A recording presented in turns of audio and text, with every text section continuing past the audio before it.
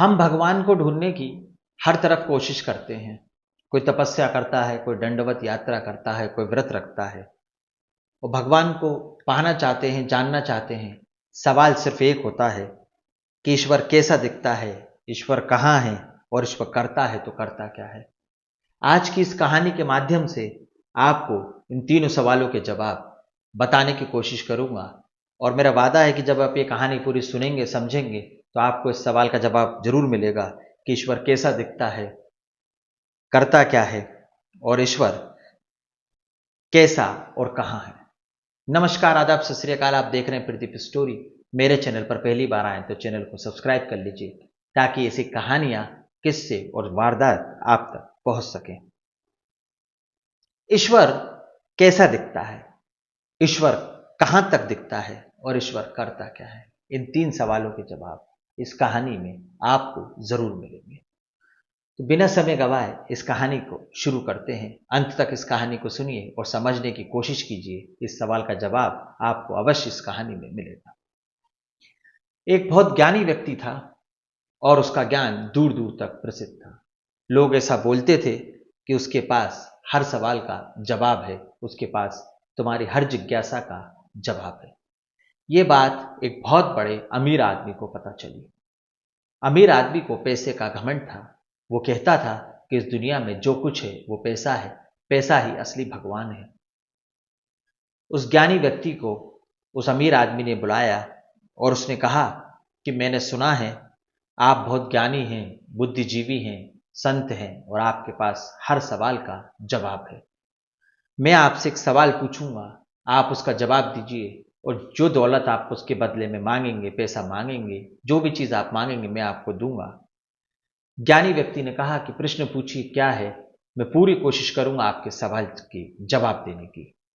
तो उस अमीर व्यक्ति ने कहा कि मेरा प्रश्न है, ईश्वर जो है कैसा दिखता है, ईश्वर कहां तक दिखता है, और ईश्वर करता क्या है। ज्ञानी व्यक्ति ने सवाल को सुना और वह हंसने लगा। अमीर व्यक्ति ने कहा कि अब मुझे मालूम था आपके पास इस सवाल का जवाब नहीं है। ज्ञानी व्यक्ति ने कहा कि मैं आपके सवाल का जवाब जरूर दूंगा, पर मैं पहली बार आपके घर आया हूं, आपने मेरा कोई आदर सत्कार नहीं किया, मुझे ना कुछ खिलाया ना पिलाया, बस सीधे सवाल मेरे ऊपर धक दिया।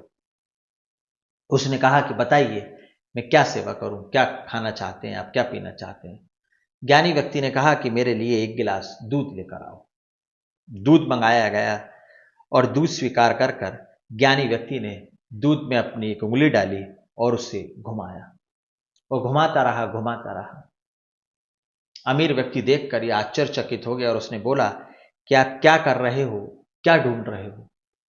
तो उसने कहा कि मैं इससे मक्खन बनाऊंगा, आज दूध से घुमा घुमा कर, और उस मक्खन से घी बनाया जाता है, तो मैं उससे घी भी बनाऊंगा।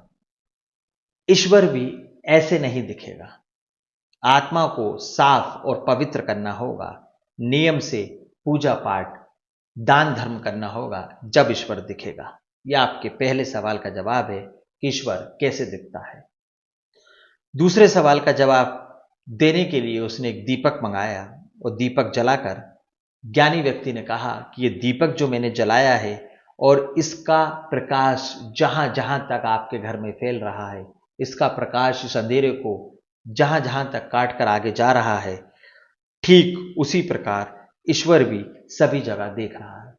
मतलब कि जहां तक उजाला है, जहां तक दीपक की रोशनी है, वहां तक ईश्वर देखता है। तीसरे सवाल का जवाब ज्ञानी व्यक्ति ने उस अमीर व्यक्ति से कहा कि यह सवाल आप मुझसे अपना गुरु बनकर पूछ रहे हो या मेरा शिष्य बनकर पूछ रहे हो। इस समय गुरु कौन है, आप हो या मैं हूं। तो अमीर व्यक्ति ने जवाब दिया कि मैं शिष्य बनकर ही आपसे सवाल पूछ रहा हूं, क्योंकि आप मुझसे उम्र में बड़े हैं, ज्ञान में बड़े हैं, पर मैं आपसे उम्र में छोटा हूं और ज्ञान में भी छोटा हूं। मैं शिष्य बनकर ही सवाल पूछ रहा हूं, क्योंकि शिष्य सवाल पूछता है और गुरु ही उसका जवाब देता है। तो ज्ञानी व्यक्ति ने कहा कि तुम कैसे शिष्य हो, गुरु खड़ा है और चेला बैठा है।